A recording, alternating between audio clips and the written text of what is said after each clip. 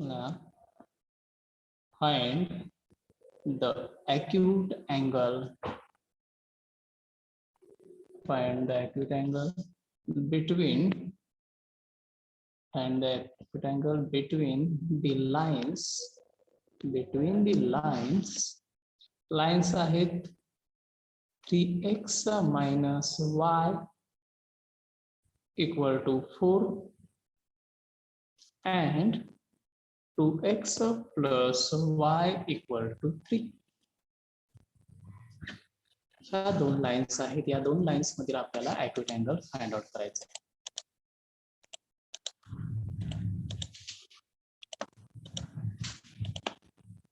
सुरुवातीला काय काढावं लागेल वर या दोन लाईन वरून? स्लोप काढावं लागतील. बरोबर आहे. या सर्वांनी सुरुवातीला आता एक मिनिट दाखव मग. क्वेश्चन दाखव.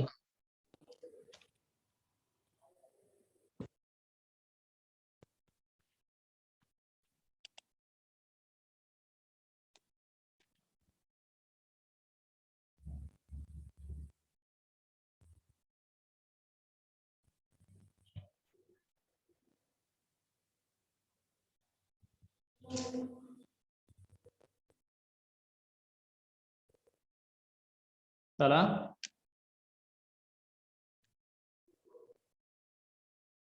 झालं sir.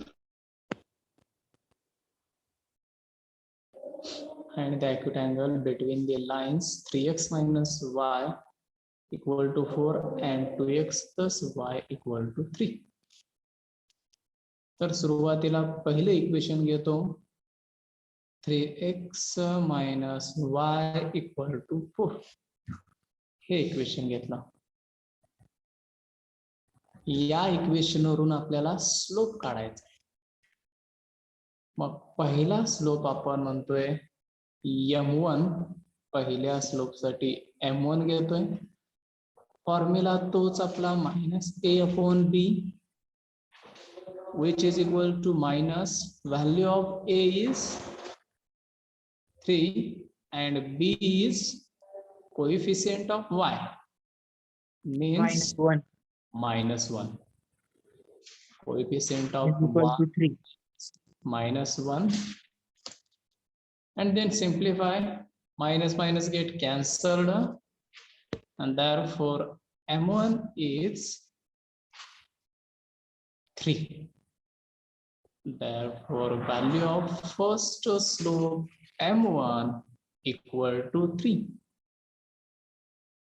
This is the first slope. Then for second slope m2 equal to, for second slope m2 equal to, first line is 2x plus y equal to 3. Then m2 equal to -a/b, write as it is, then which is equal to minus value of a is 2 and value of b is 1. Value of a is 2 and value of b is 1 and which is equal to -2. -2 upon 1 is -2 and therefore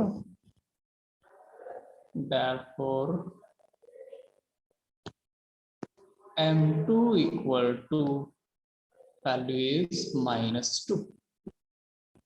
m2 is -2. m1 is 3 and m2 is -2.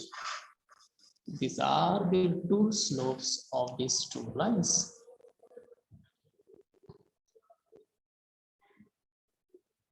Then we calculate for acute angle.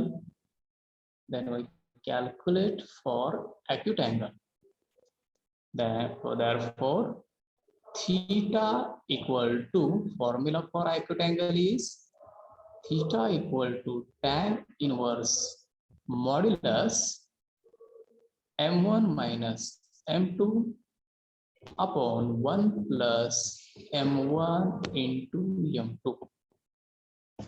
Tan inverse modulus m1 minus m2 upon 1 plus m1 into m2. This is the formula for acute angle. Then we substitute all these slopes, means m1 is 3 and m2 equal to -2. Put these two values in acute angle formula, means which is equal to tan inverse m1 is 3 minus m2 is -2. okay, divided by 1 plus m1 means 3 into m2 means -2. Minus. Put all the values in this formula. Tan inverse -1. Okay. Calculate this modulus tan inverse. Value of numerator is calculated. What is the value of numerator? 5. +5. -5. And denominator is 1 plus 3 into -2. -6. -5. -6. So we write 1 as it is 1 plus, and then 3 into -2 is -6. -6. 3 into -2 is -6. And then we subtract 1 minus 6 and the value is -5.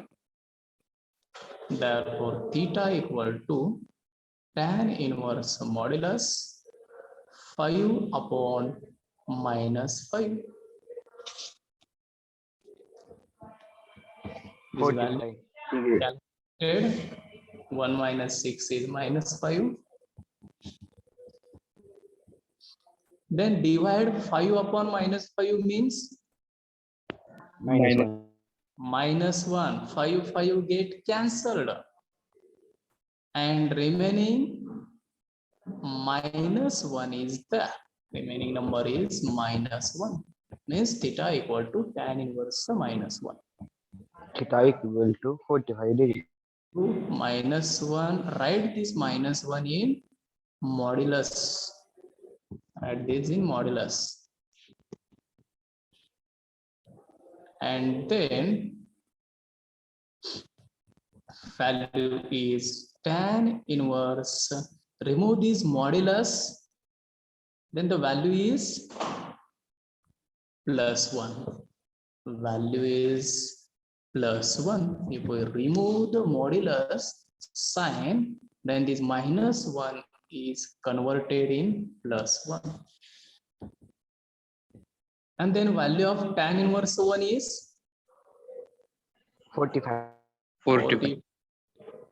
Or see in table, tan of 45 is 1. See in table, tan 45 is 1. Therefore, the tan inverse 1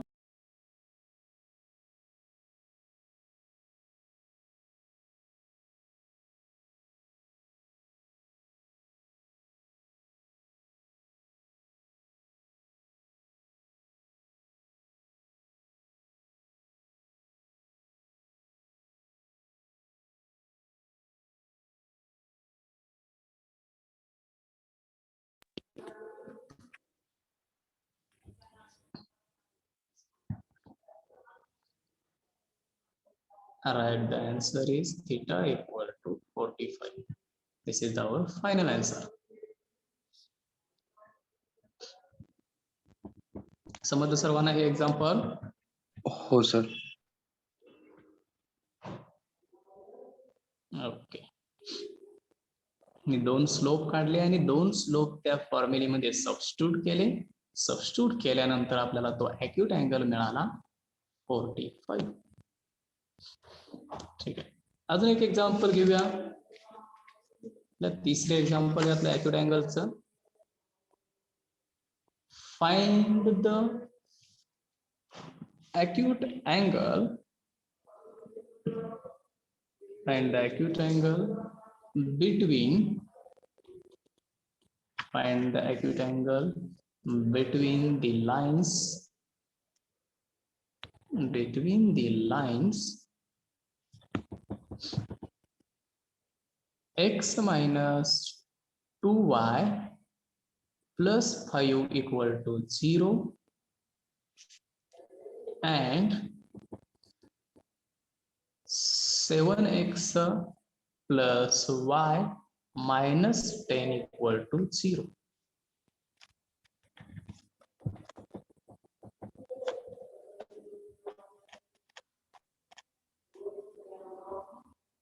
इथंही तुम्हाला दोन equation दिलेले आहेत. याचाच अर्थ दोन slope काढायचे सुरुवातीला. दोन लाईन्स आहेत, या ज्या दोन लाईन्स आहेत या दोन लाईन वरून दोन स्लोप फाइंड आउट करायचे आहेत आपल्याला.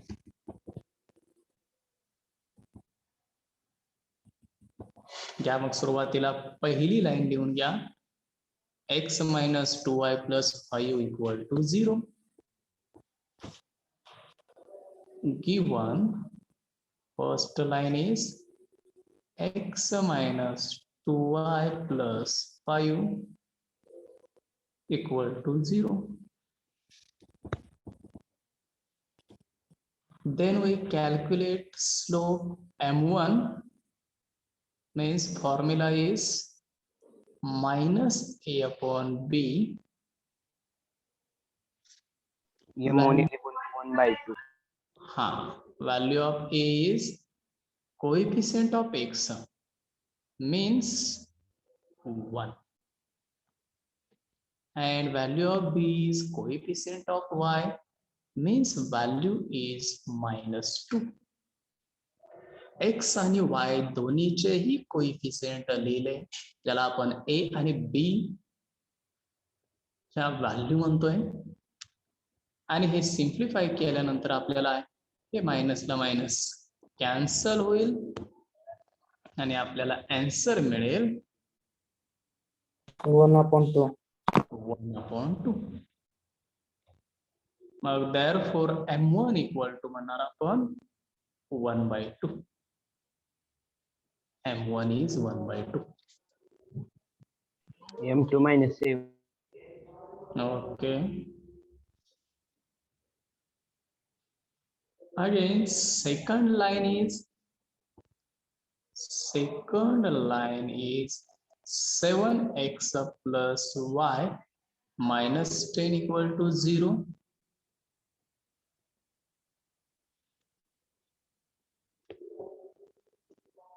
Then m2 is minus a upon b, which is equal to minus value of a is 7 and value of b is 1.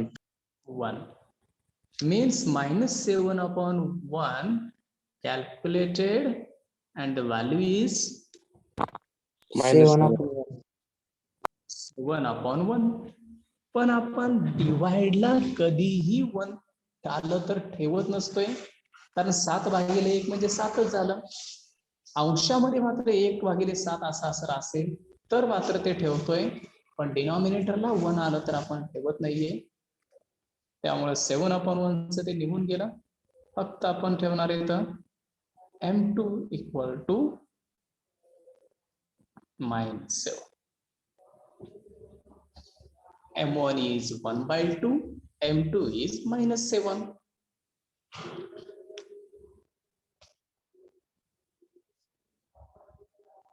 Then we calculate the acute angle between two lines.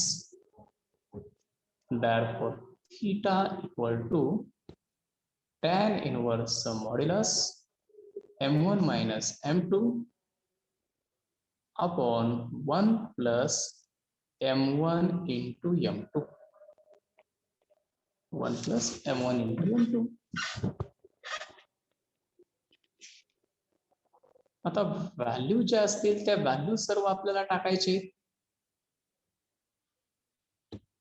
म्हणजेच m1 ची value 1/2 आपण काढलेली आहे.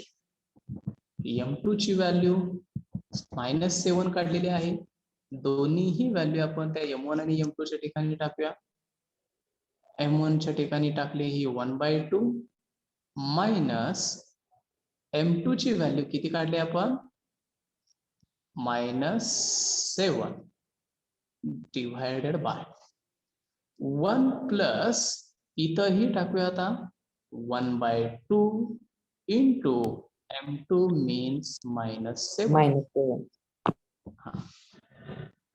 जिथं जिथं m1 आणि m2 आहे तिथं मी फाइंड आउट केलेल्या m1 आणि m2 च्या दोन्हीही व्हॅल्यू त्यामध्ये पुट अप केल्या.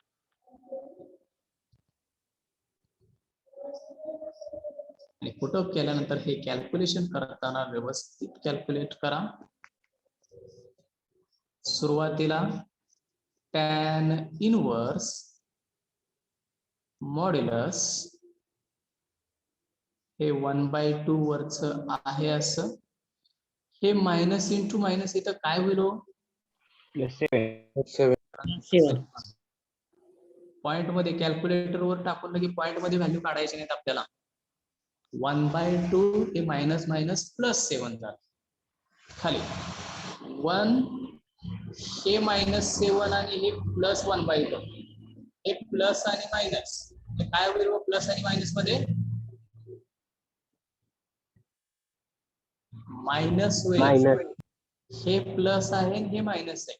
दोन्हीचं मल्टिप्लिकेशन केलं तर मायनस होईल. आता 1/2 इंटू -7 आहे. ह्या 7 ने या 2 ला मल्टिप्लाय करता येईल आपल्याला. मल्टिप्लाय करणार का तुम्ही? एक न्यूमरेटरला एक डिनॉमिनेटरला आहे. मल्टिप्लाय होऊ शकतं का तसं? येस. नाही होणार ते.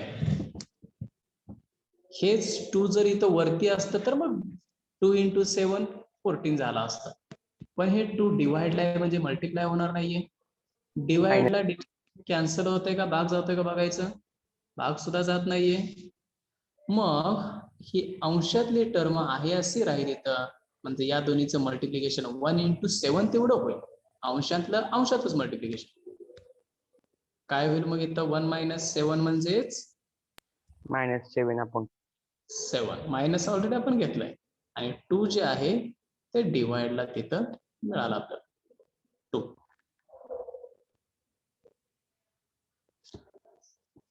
Modulus complete. 1/2 + 7 न्यूमरेटरला आलं आणि डिवाइडला 1 - 7/2 आलं. आता कोणत्याही नंबरची ऍडिशन करायची असेल तर एक a/b आणि दुसरा c असेल तर आपल्याला डायरेक्ट ऍडिशन करता येईल का? होईल नाही. काय करता येत नाही. 2 + 3 असतं तर डायरेक्ट ऍडिशन झाली असते. पण एक रॅशनल नंबर आहे आणि एक आपला इंटिजर आहे किंवा आपण नॅचरल नंबर म्हणतो. त्यावेळी काय करायचं, या c ला डिवाइडला सुद्धा 1 घ्यायचा. म्हणजे दुसरा जो नंबर होता त्याला सुद्धा आपण रॅशनल मध्येच कन्वर्ट केलं. क्रॉस आणि असं त्यावेळी कन्वर्ट करू त्यावेळी आपण क्रॉस मल्टिप्लिकेशन करू शकतो. तस इथं आपल्याला क्रॉस मल्टिप्लिकेशन करण्यासाठी काय करावं लागेल? इथं हे जे 7 आहे, हे जे 7 आहे त्या 7 ला डिवाइडला काय घ्यावं लागेल? 1. 1 घ्यावं लागेल. तसंच डिनॉमिनेटर मध्ये या 1 च्या डिवाइडला काय घ्यावं लागेल? 1 घ्यावं लागेल. 1 ला सुद्धा डिवाइडला 1 घ्यावं लागेल. तरच ते चारही टर्म रॅशनल मध्ये आल्या आणि मग आपण कॅल्क्युलेशन ते क्रॉस मल्टिप्लिकेशन न करू शकतोय. कशा पद्धतीनं? न्यूमरेटरला बघा 1 न 1 ला मल्टिप्लाय होईल. काय होईल इथं मग? 1 × 1 1 + 14 7 × 2 14. 14 डिवायडेड बाय हे 2 into 1 छेदस्थानी या दोन्हीचा गुणाकार घ्यावा लागेल 2. ही एक टर्म आपली कॅल्क्युलेट होते. आता खाली सुद्धा करायचा 1 into 2 2. मायनसला मायनस घेतलं मी आहे असं तर प्लस घेतलं नाही मायनस आहे म्हणून मायनस 7 into 1 7 7 आणि आपण या दोन्हीचा खालचा गुणाकार 2 into 1 2. म्हणजे डिवाइडला येईल क्रॉस मल्टिप्लिकेशन केल्यानंतर 2 - 7 upon 2. बघा याने याला मल्टिप्लाय याने याला मल्टिप्लाय डिवाइडला दोन्हीचा गुणाकार ते इथं लिहिलं खाली तसंच या दोन्हीचं मल्टिप्लिकेशन डिवायडेड बाय हे ते इथं लिहिलं. या पद्धतीने आपल्याला हे सिम्प्लिफाय करायचं. मग या खाली tan आता inverse is equal to 0. हा थिटा इक्वल टू बघूया tan inverse modulus cross multiplication केलं 1 into 1 म्हणजे 1 प्लस 14 डिवायडेड बाय 2 हे न्यूमरेटरला आलं आणि डिवाइडला 2 - 7 upon 2. मग जे आताच लिहिलेलं होतं तेच फक्त मी आपल्या रेग्युलर फॉर्मॅट मध्ये एका खाली एक व्यवस्थित लिहितोय आपण tan inverse modulus 1 + 14 upon 2 divided by 2 - 7 upon 2.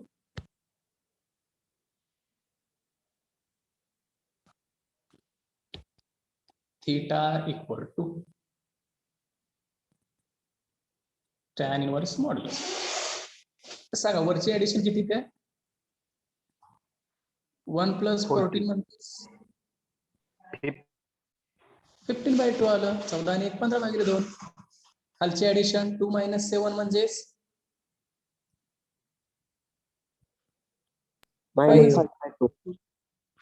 तुम्हाला फक्त कॅल्क्युलेट करायचं आहे. ही सबट्रॅक्शन ही ऍडिशन हे 2 2 आहे असंच राहणार आहे.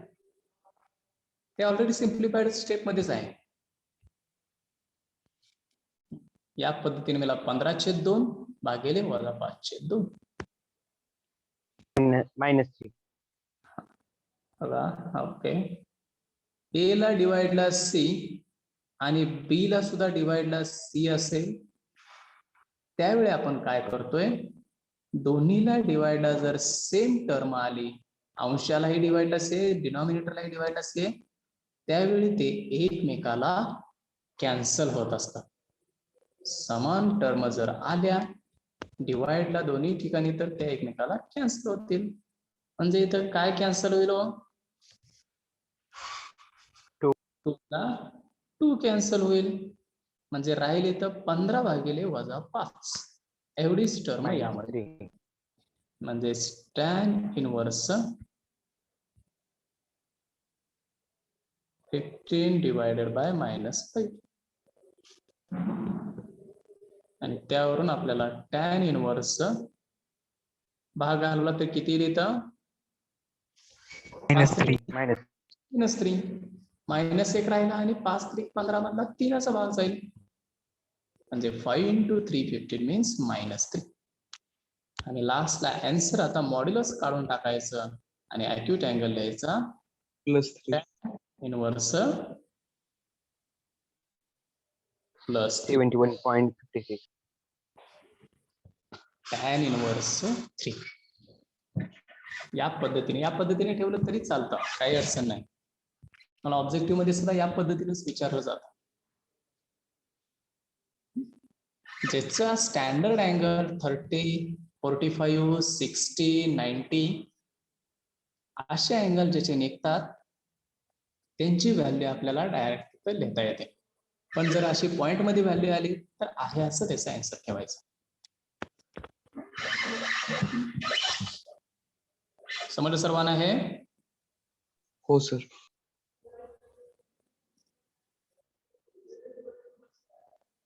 ठीक आहे. अजून एक एक्झाम्पल घ्या. फाइंड ॲक्यूट अँगल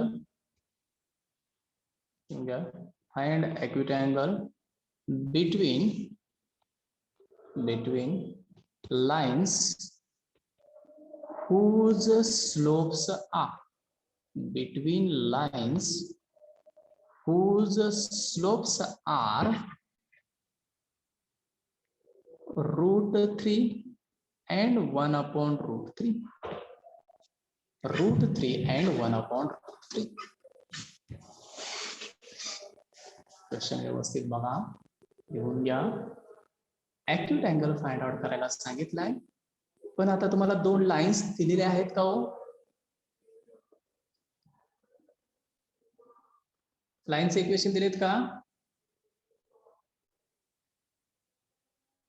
नाही, त्यामध्ये लाईनचे इक्वेशन दिसत नाही आपल्याला, पण त्या लाईनचे स्लोप मात्र दिलेले आहे आणि हेच स्लोप आपल्याला काढायचे असतात.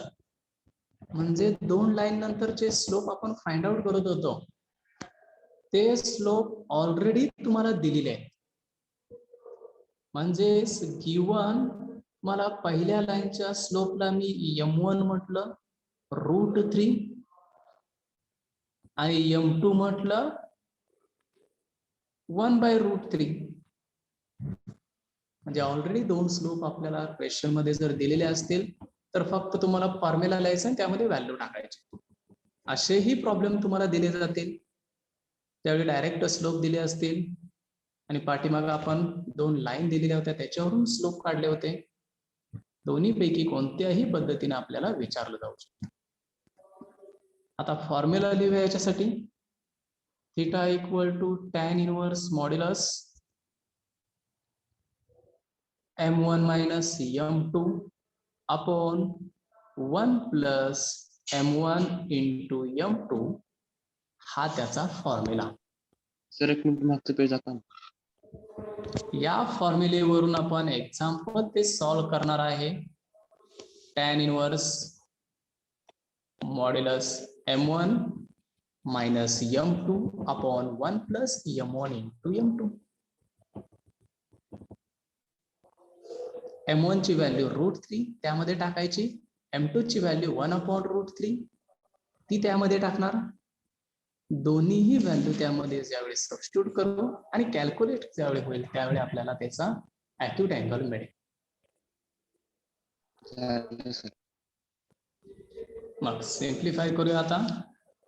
Which = tan inverse modulus m1 ची व्हॅल्यू आहे 3, m2 ची व्हॅल्यू आहे 1 अपॉन √3 अपॉन 1 प्लस इथंही टाकले मी √3 m1 ची व्हॅल्यू आणि m2 ची value 1 upon √3.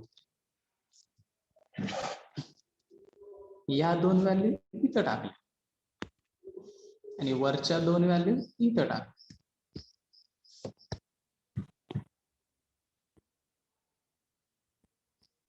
which = tan inverse modulus. आता इथं डिनॉमिनेटरला बघा, ही जी टर्म आहे √3 × 1/√3 यामध्ये सिम्प्लिफिकेशन काय होईल हो?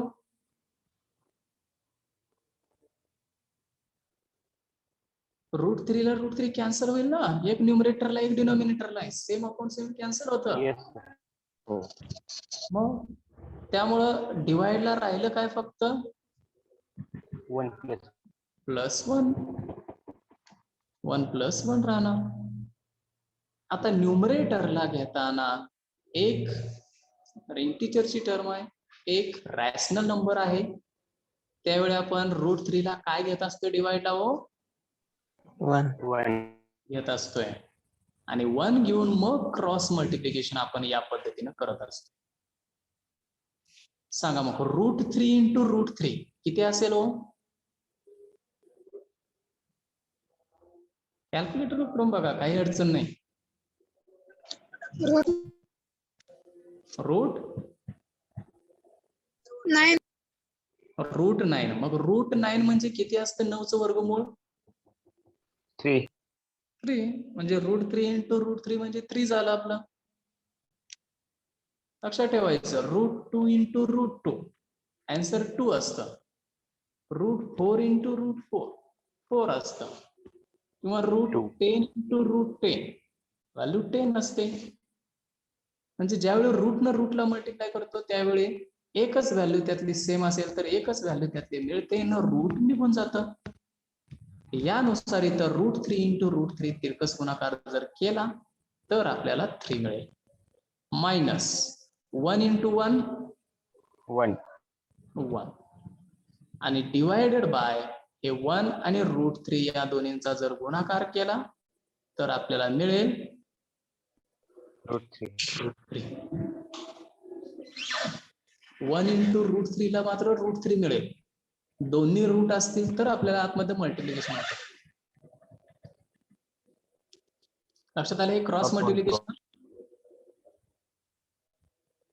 √3 इंटू √3 3, 1 इंटू 1 1 आणि 1 इंटू √3 खाली √3. आता सिम्प्लिफाय करूया पुढच्या स्टेपला. Theta equal to tan inverse modulus 3 minus 1 म्हणजे तिथे किती आलं 2. 2 अपॉन √3 डिवायडेड बाय 2 आलं. 2 ला 2 कॅन्सल. हा. पण ते कॅन्सल करताना डायरेक्ट हे करू नका. कशा पद्धतीने करतोय बघा. tan इनवर्स मॉड्युलस आपण याच्या अगोदर ही रूल बघितला होता बघा.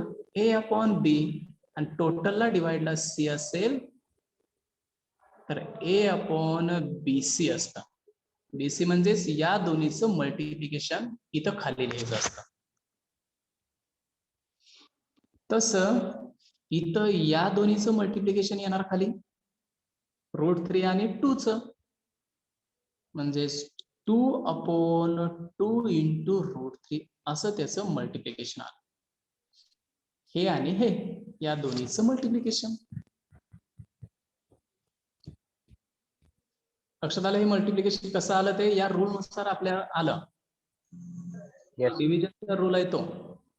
आणि आता आपण हे दोन्ही एकमेकाला कॅन्सल करू शकतो. 2 ला 2 कॅन्सल आणि आपल्याला आन्सर मिळेल tan inverse modulus 1 upon √3. 1 upon घ्यायला विसरायचं नाही. ते √3 जे आहे आता डिवाइडला आहे आणि वरती 1 असेल तर आपण 1 ते लिहित असतोय 1 अपॉन 30 डिग्री. हा म्हणजे थिटा इक्वल टू आपल्याला मॉड्युलस निघून जर गेलं का ते 1 अपॉन √3 राहील.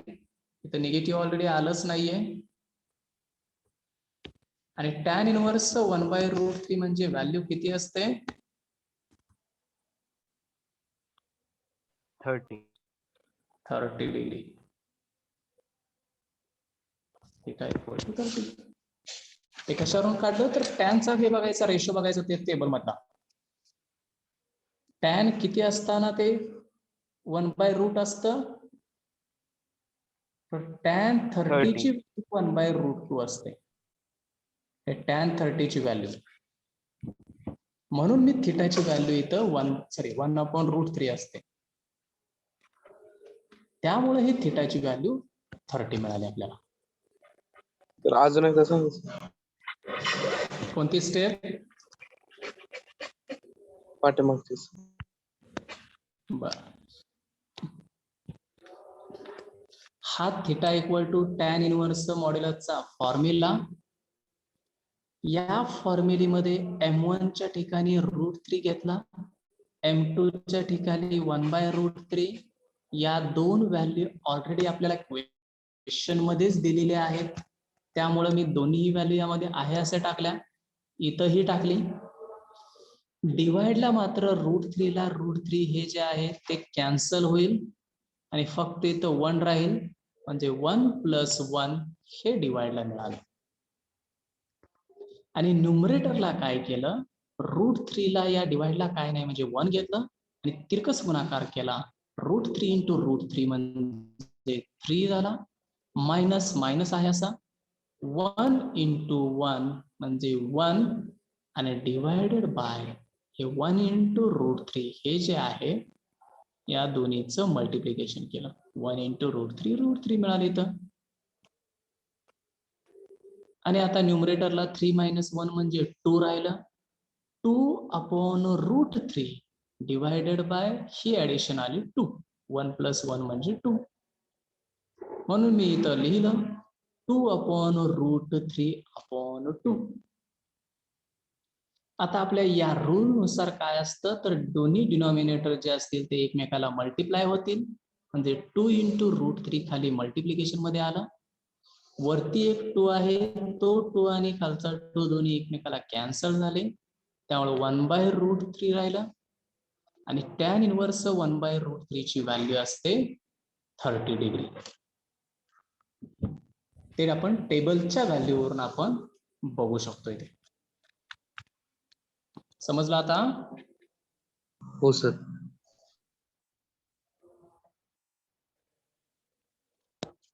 सर्वांचं लिहून झाले व्यवस्थित आहे? हो sir.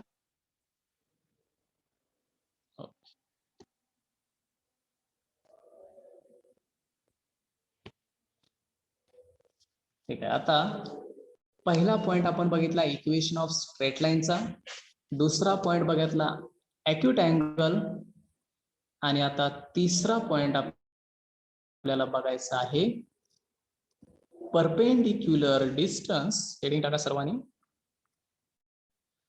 Perpendicular distance, perpendicular distance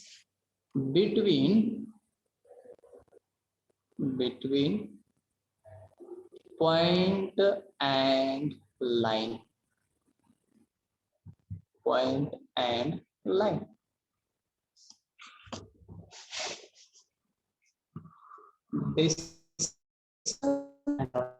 आपल्याला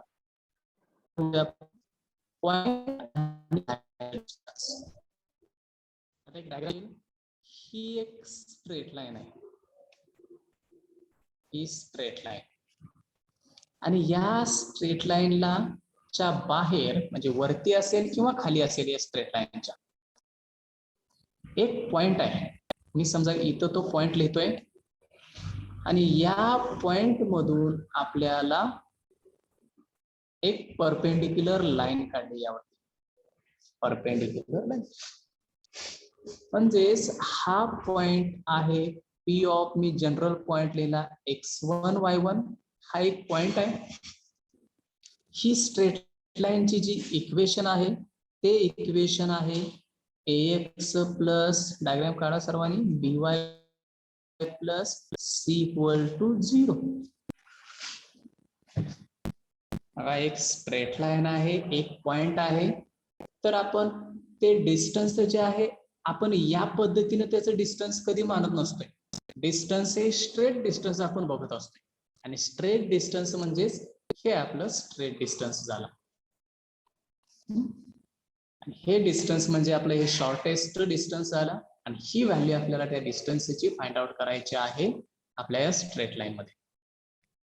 मग तो पॉइंट कोणता आहे तर x1 y1 हा एक पॉइंट आहे. इथं लाईन कोणती आहे तर ही लाईन आहे. लाईन आणि पॉइंट जर माहिती असेल तर आपल्याला त्या दोन्ही मधलं डिस्टन्स काढता येतं, आणि त्यासाठी एक फॉर्म्युला आहे, तो फॉर्म्युला तेवढा आपल्याला यूज करायचा आहे. आता हे जे डिस्टन्स आहे त्या डिस्टन्सला मी म्हणतो P. हे जे डिस्टन्स आहे पॉइंट आणि लाईन मधलं डिस्टन्स, त्याला नोटेशन दिलं P, आणि त्या P ची व्हॅल्यू आपल्याला फाइंड आउट करायची आहे एका फॉर्म्युलीनं. डायग्राम काढून झाली सर्वांची? काय सर, एक मिनिट. येस सर, झाले. झाले सर. एक मिनिट. झाली sir.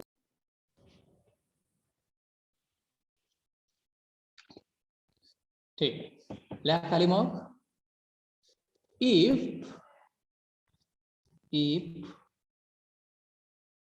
P of x1 y1, P of x1 y1 मायपर्यंत करा, is any point, कोणताही एक हा पॉइंट आहे. P of x1 y1 is any point, and ax plus 0 .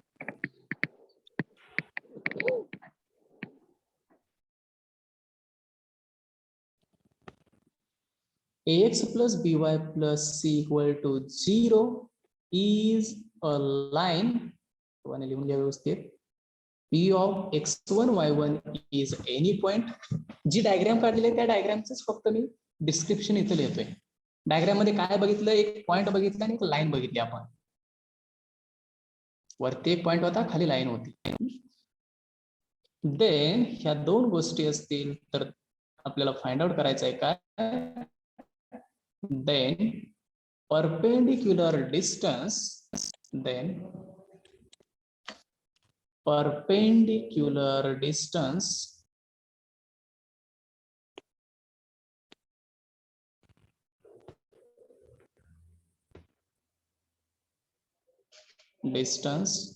of a point, distance of a point from the line is particular distance कुणाचं, त्या पॉइंटचं. कुणापासूनचं distance, त्या लाईन पासूनचं distance. Perpendicular distance of a point from the line. याचाच अर्थ काय, ते पॉइंट आणि लाईन मधलं डिस्टन्स आपल्याला फाइंड आउट करायचंय. आणि त्यासाठी फॉर्म्युला आहे P equal to modulus ax1, न्यूमरेटरला लिहून घ्या, ax1 plus by1 plus c divided by root a square plus b square. Modulus complete. Modulus मध्ये ax1 plus by1 plus c divided by root a square plus b square. हा त्याचा formula. म्हणजेच काय, तर हे जे वरती इक्वेशन दिसते बघा, तेच इक्वेशन इथं आहे, फक्त x आणि y चे आहेत इथं. हे तेवढे x1 y1 म्हणून इथे घेतलेले. आणि ते x1 y1 म्हणजे काय असतं, ऍक्च्युली इथल्या पॉइंट असतो. इथली व्हॅल्यू जी आहे ती इथं टाकायची, y1 ची व्हॅल्यू इथं टाकायची, म्हणजे हे आपल्याला कॅल्क्युलेशन सोपं जाईल, म्हणजे मिळून जातं. आणि डिवाइडला काय करायचं, रूट मध्ये हा जो x चा कोएफिशियंट त्याचा स्क्वेअर करायचा आणि b जो असेल त्याचा स्क्वेअर करायचा आणि त्यांची ऍडिशन. हे कॅल्क्युलेशन केलं का आपल्याला त्या दोन्ही मधलं डिस्टन्स मिळतं. हा एक फॉर्म्युला आहे. पॉइंट आणि लाईन या दोन गोष्टी जर माहिती झाल्या तर आपल्याला त्याचं डिस्टन्स आपल्याला फाइंड आउट करता येतं. आता एक एक्झाम्पल बघूया, म्हणजे आपल्या लक्षात येईल. लिहून घ्या example. Find the length of perpendicular, and the length of perpendicular on the line, perpendicular on the line 3x plus 4y minus 5 equal to 0, and from the point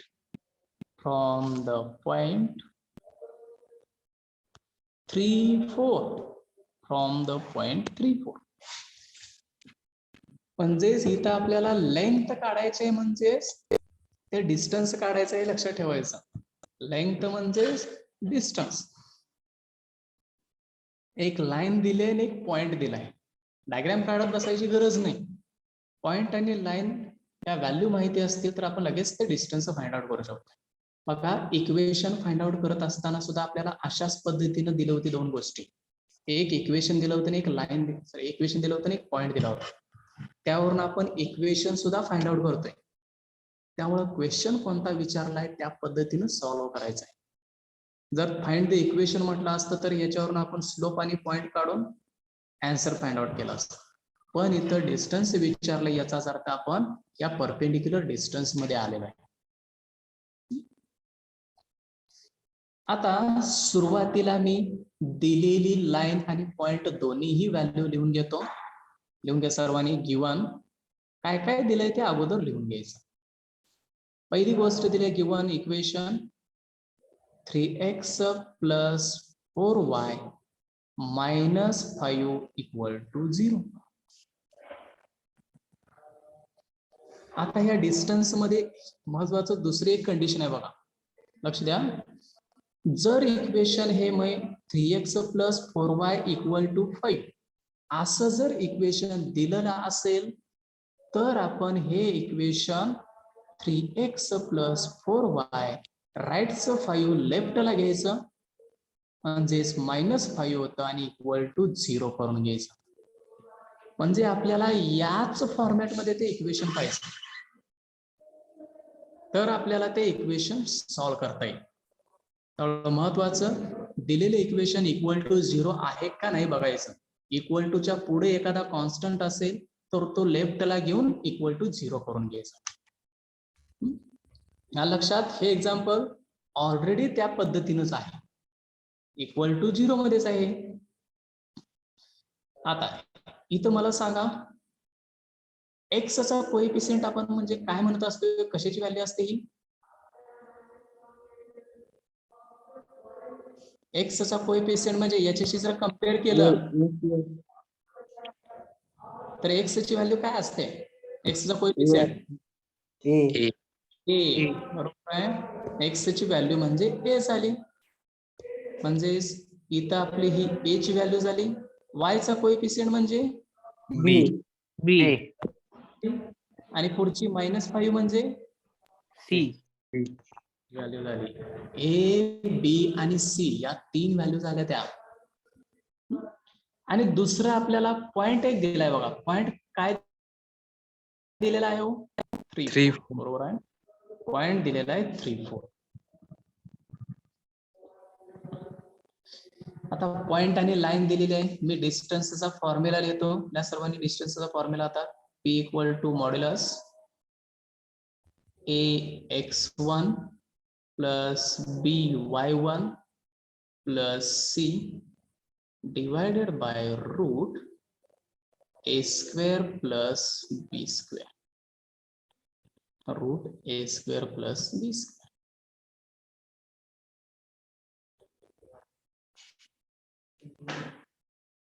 किती? हा, आता किमतीबाई करण्यासाठी बघा न्यूमरेटरला AX1 प्लस BY1. आता काय करणार बघा, लक्ष द्या फक्त ठिकाणी. आता जरा हा पॉइंट म्हणजे काय असतं, ही X1 आणि Y1 ची व्हॅल्यू असते, बरोबर आहे. X1 म्हणजे 3, Y1 म्हणजे 4. तर आपण A च्या ठिकाणी हे 3 टाकणार, X1 च्या ठिकाणी हे 3 टाकणार, B च्या ठिकाणी 4 टाकणार, Y1 ला ही Y1 ची व्हॅल्यू टाकणार, C ला ही व्हॅल्यू टाकणार. आता ही जी व्हॅल्यू प्रत्येक ठिकाणी टाकतोयच आपण, पण सिंपल स्टेप मध्ये काय करायचं असतं, हे जे इक्वल टू च्या अगोदरचं जे इक्वेशन आहे काय आहे, 3x प्लस 4y मायनस 5. या इक्वेशन मध्येच फक्त आपल्याला काय चेंज करायचं, x च्या ठिकाणी 3 टाकायचं, y च्या ठिकाणी 4 टाकायचं. म्हणजे आपोआपच हे ऑलरेडी सगळ्या व्हॅल्यू बघत बसायची काही गरज नाही आपल्याला. फक्त दिलेल्या इक्वेशन मध्ये x च्या ठिकाणी 3 टाकायचं आणि y च्या ठिकाणी 4 टाकायचं.